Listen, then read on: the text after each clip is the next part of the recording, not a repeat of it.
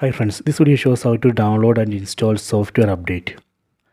Please don't forget to subscribe this channel. Please like and share the video. First go to settings, tap on the settings app icon, go down. Here you can see software update, tap on that, tap on download and install.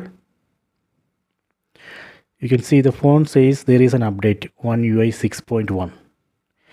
If you want to download and install this update, you can tap on this download button.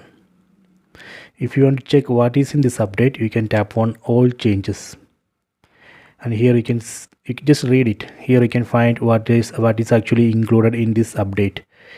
If you are okay with these changes, then you can go back, then tap on this download button, so that way we can download and install this update in this phone.